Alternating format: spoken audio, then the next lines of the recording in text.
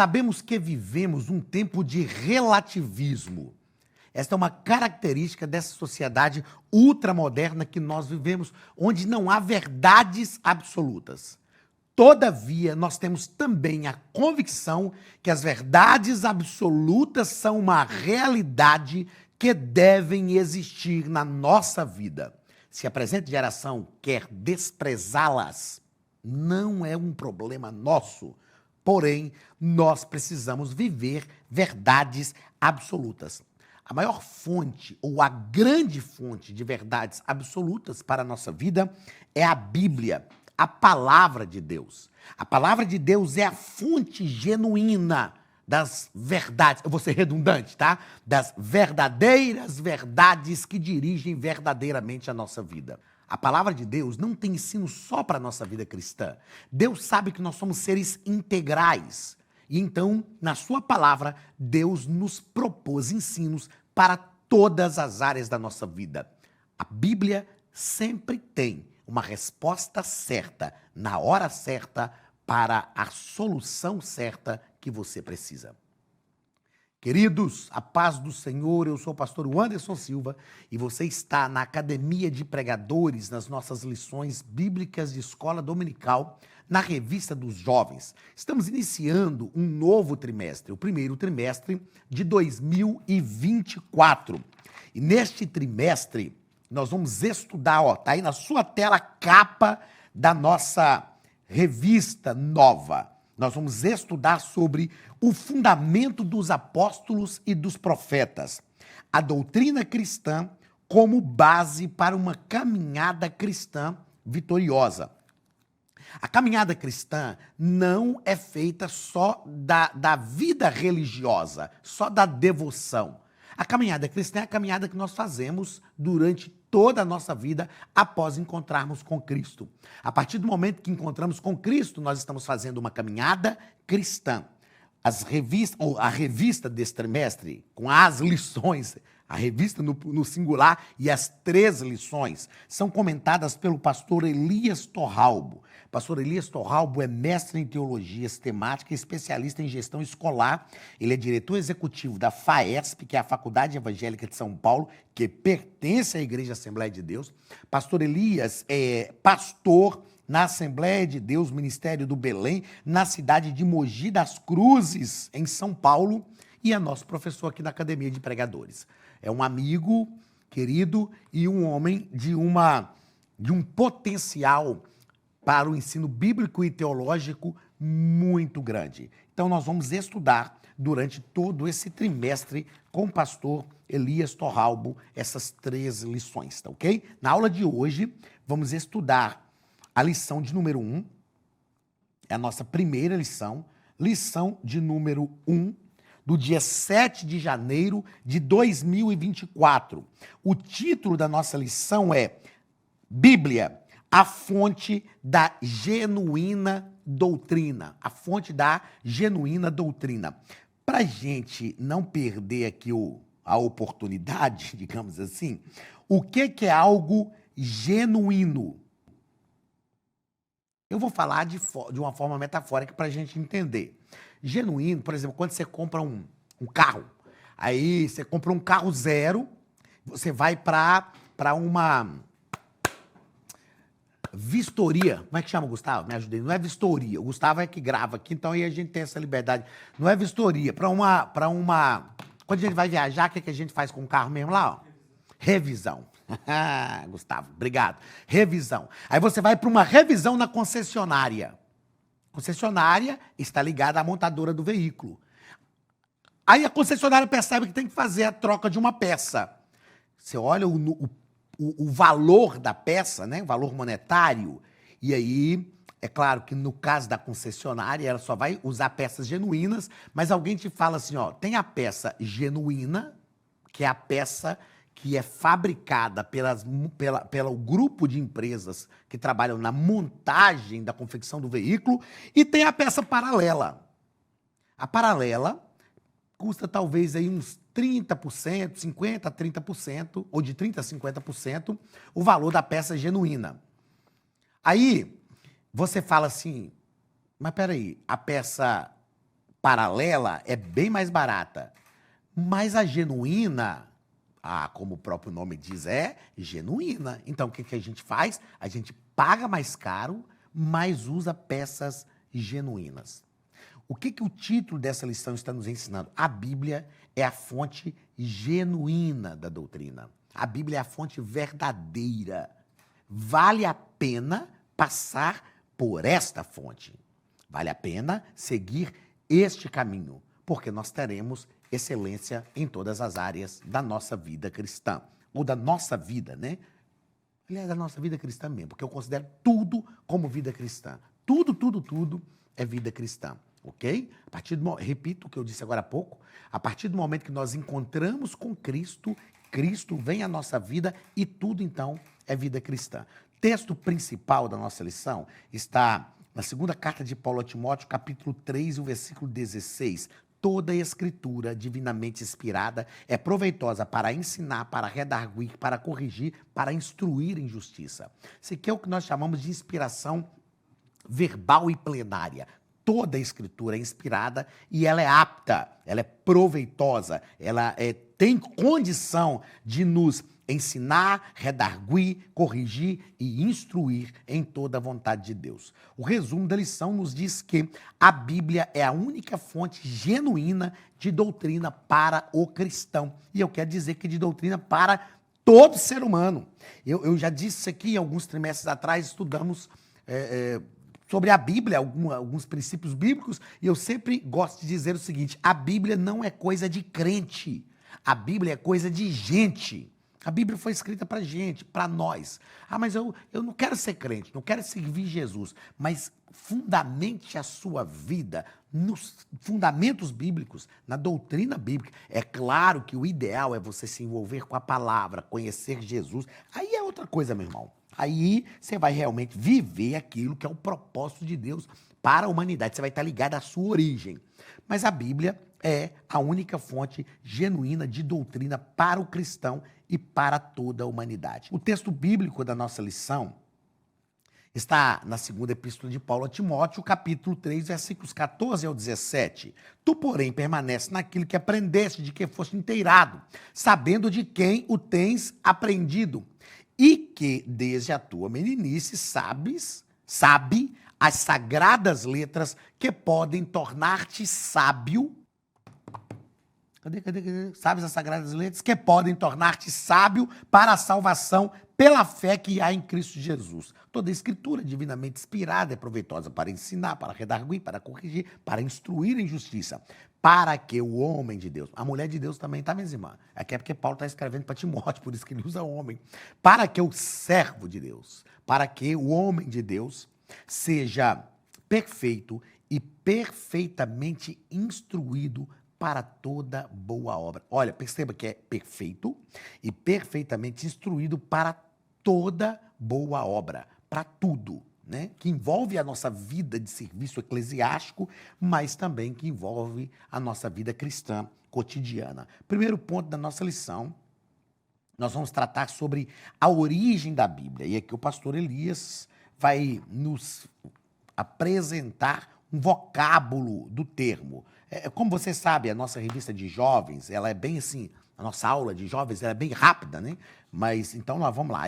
Às vezes, eu praticamente não escrevo nada aqui, como eu faço ao gravar as aulas de adultos, mas vamos lá. O vocábulo Bíblia tem origem na expressão grega biblos, que significa um livro. Então, a palavra Bíblia, que é biblion, biblos é um livro e biblion significa pequeno livros. Então, a Bíblia, na verdade, é um conjunto de livros. Esta é a origem da palavra Bíblia. Onde você acha a palavra Bíblia escrita na Bíblia? Só na capa. Só na capa. A Bíblia é, na verdade, um conjunto de livros. Segundo parágrafo deste primeiro ponto, a Academia de Pregadores tem um recado para você. Olá, queridos alunos e alunas da Academia de Pregadores, que bom ter você conosco neste momento tão especial. Estamos aqui para apresentar a nova plataforma da Academia de Pregadores, que foi construída ao longo dos últimos meses com muito carinho, um grande investimento, para levar até você não somente um conteúdo de excelência, mas também tecnologia de ponta. Veja comigo. Os cursos estão organizados por trilhas na página principal. Aqui você encontra sugestões, lançamentos, temas específicos e outras categorias. No final da página tem uma trilha com todos os cursos. Após começar os seus estudos, a primeira trilha será Continuar assistindo, que mostra somente os cursos iniciados por você. Sobre a capa do curso, consta o número de aulas, a carga horária e um botão para adicionar aos favoritos. Nesta seta, você pode expandir e ver um vídeo de introdução. Para fazer login, clique no avatar no canto superior direito e insira o seu e-mail e senha usados no cadastro. Caso tenha esquecido a senha, é só clicar neste link, preencher o e-mail cadastrado e a senha será enviada. No canto superior esquerdo fica o novo menu do portal. Ao abrir um curso pela primeira vez, você vê as informações do curso e do professor. E na lateral, ou logo abaixo se for no celular, está a lista de módulos e aulas. Algumas aulas iniciais podem ser grátis e qualquer pessoa que fizer um cadastro rápido pode assistir. Após se matricular, aqui você vê as aulas concluídas, aulas liberadas ou agendadas. Você pode adicionar os favoritos, dar uma nota ao curso e acompanhar o seu progresso. E se você sair do curso e retornar depois, o sistema vai abrir exatamente a última aula assistida. Se estiver no computador, use esta seta para ampliar a tela. Logo abaixo da videoaula você encontra os links para baixar anexos, como áudio e apostilas. E neste campo em branco, pode fazer as suas anotações enquanto assiste. Depois é só imprimir ou salvar.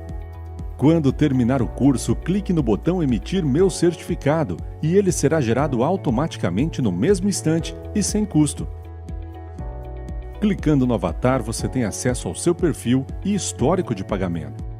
Em Meus Cartões, pode adicionar um novo cartão de crédito para fazer o pagamento do seu plano. Se você já era nosso aluno e seu cartão não aparece aqui, adicione um cartão na nova plataforma.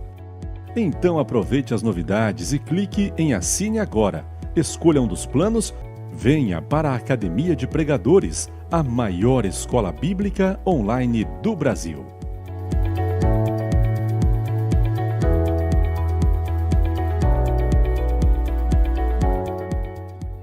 Primeiro ponto, o pastor Elias vai tratar sobre a origem literária da Bíblia. Como que surgiu a Bíblia de forma literária? Quem teve a brilhante ideia de escrever? Deus.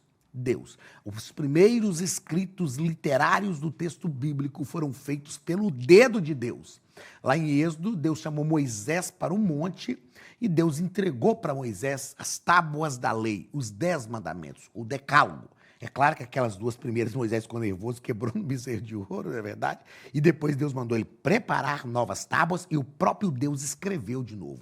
O próprio dedo de Deus escreveu. Agora, por quê? Qual a necessidade? Se Deus já falava através da oralidade, da tradição oral, que era algo muito comum no Antigo Testamento, e a palavra de Deus ia sendo transmitido, o conhecimento de Deus ia sendo transmitido de geração a geração. Qual a necessidade? Por que uma palavra escrita? A principal razão da palavra escrita é para que a essência da mensagem não se perdesse. O que é isso na prática? Por exemplo, quando eu já brincou na minha infância, né? Já tem muito tempo, na minha adolescência também tem muito tempo, na juventude também já tem tempo. A gente tinha uma brincadeira chamada de telefone sem fio. Então, você falava uma coisa no ouvido de um colega e cada um ia falando no ouvido do outro. Gente, na hora que chegava no final, às vezes a mensagem já estava totalmente distorcida. Porque a oralidade, ela promove essa distorção na mensagem. A palavra escrita, não. Então, a origem literária da Bíblia está em Deus.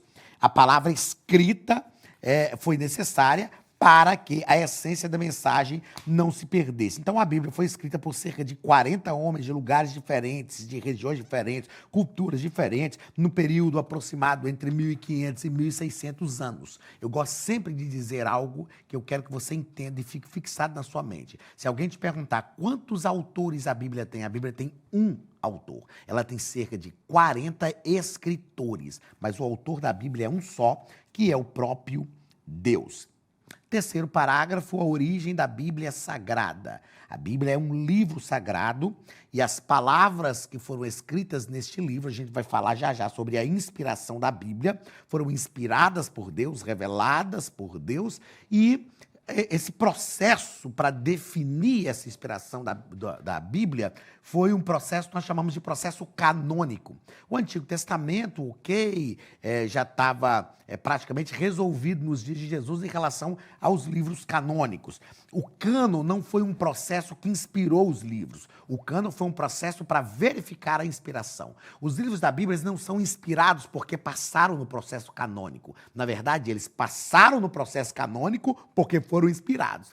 Eu estou dizendo isso porque eu sou professor de seminário há quase 20 anos, e uma das primeiras disciplinas que eu lecionei foi Bibliologia, que é justamente o que estamos tratando. Os livros no Novo Testamento tiveram alguns critérios, precisaram passar por alguns crivos para verificar a sua autenticidade. O primeiro deles, eu vou descrever porque é interessante, deveriam ter sido escritos por um dos apóstolos ou por alguém bem próximo deles, ou por alguém bem próximo deles. O segundo crivo, o segundo critério para o processo canônico do Novo Testamento é: o conteúdo deveria ser coerente com os ensinos da igreja e os demais livros sagrados, ou seja, tinha que ser coerente, não podia ser divergente. E terceiro, deveriam ser reconhecidos e reconhecidos na igreja. É o que nós chamamos de catolicidade. Tinham que ter circulação nas igrejas da época. Isso para o cânon do Novo Testamento, ok? Então, aqui é só para você entender. É claro que o ideal é você que gostar desse assunto, e não só o que gostar, para você entender melhor a Bíblia, estudar mesmo bibliologia. Mas aqui é só para você compreender que o que nós temos em mãos aqui, livros da Bíblia, não é que chegou até a gente aqui da cabeça de alguém. Meu pai falava, não é coisa tirada atrás da orelha, né? Aqueles mágicos que chegavam com a mão e passavam a mão atrás da orelha da gente, tiravam uma moeda. Claro que é um truque, mas a Bíblia não são livros que foram tirados de trás da orelha. Na verdade, teve todo um processo, toda uma ação de Deus, uma ação divina, para que isso acontecesse. Segundo ponto, inspiração das Escrituras. Primeiro parágrafo, uma breve definição. O que é inspirar? É inspire, respire. Quando a gente vai no médico, ele faz uma análise clínica, ele rapidinho, inspirar é colocar para dentro. A palavra que define essa inspiração é theopneustos, que quer dizer o sopro de Deus. Deus colocou dentro dos escritores a palavra e eles exteriorizaram com a sua cultura, do seu jeito, no seu tempo, mas essa palavra foi colocada dentro deles por Deus. Depois do segundo parágrafo, nós tratamos sobre revelação especial da Bíblia. O que é revelar? É descortinar, tirar o véu, é mostrar. Então, Deus revelou aos escritores coisas, através do Espírito Santo, né? Coisas que eles não conseguiam conhecer. Importante, teve um professor meu que dizia assim, hein? A inspiração tem a ver com método de confecção da Bíblia. A Bíblia foi feita, construída através de um método inspirado por Deus. Ela foi inspirada por Deus. Deus colocou a palavra nos escritores e eles exteriorizaram. E revelação tem a ver com a essência. Essência. O que é a essência? O que está na Bíblia foi algo revelado por Deus. Terceiro parágrafo do segundo ponto, a natureza divina da Bíblia. São cerca de 40 escritores, mas um só autor. Um só autor. A palavra de Deus como Bíblia Sagrada, estendo como o autor somente Deus, demonstra a sua natureza divina. E o pastor Elias nos propõe aqui que há meios pelos quais a fonte divina da Bíblia pode ser constatada. Quais os meios? A sua unidade. Aqui, ó, deixa eu grifar aqui para você ver. A sua unidade. Homens escreveram sem conhecer uns aos outros e há uma unidade, uma ideia única. O que é isso? O único autor, a ação de Deus. A sua mensagem sem igual.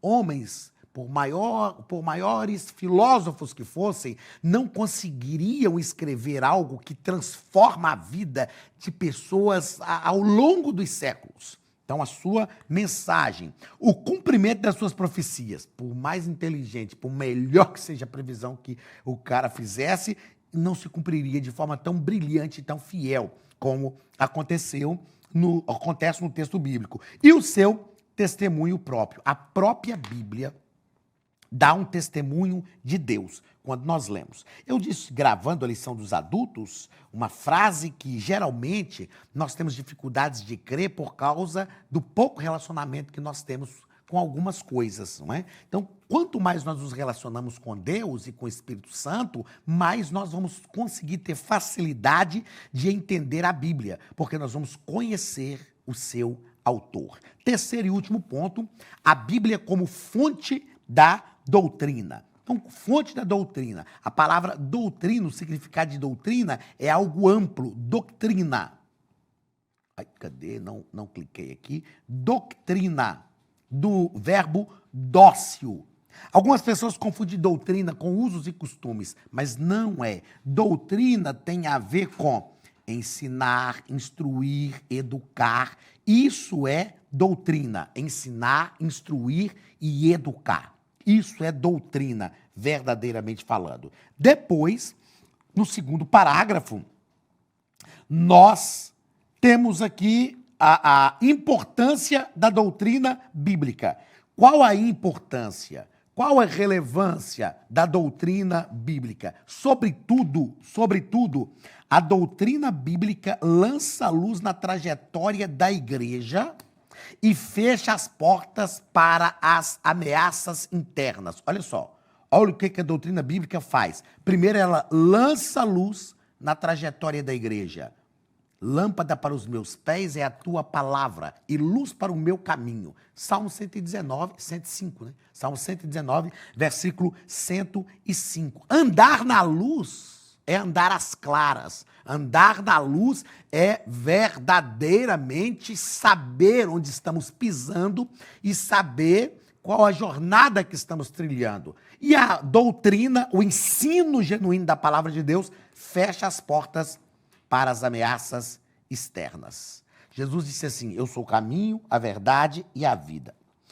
Aliás, não é isso. João diz assim, e conhecereis a verdade. Jesus disse, mas escrito em João é outro texto. E conhecereis a verdade vos libertará. A verdade, gente, é libertadora. Sempre. Toda a verdade é libertadora. Terceiro e último ponto, terceiro parágrafo do nosso terceiro ponto, Bíblia, verdadeira fonte doutrinária. O que você precisa, você encontra na Bíblia.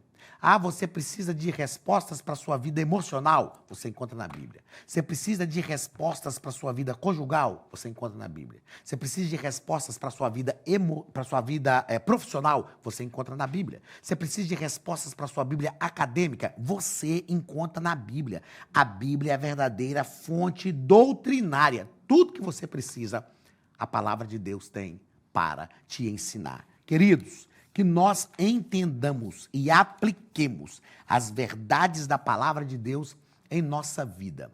Se você fizer uma pesquisa, você vai perceber que grandes homens de Deus, como Napoleão Bonaparte, como grandes presidentes norte-americanos, eles tiveram a Bíblia como base da sua vida. Entenda isso e a sua vida vai ser mais próspera do que você pensa. Deus te abençoe.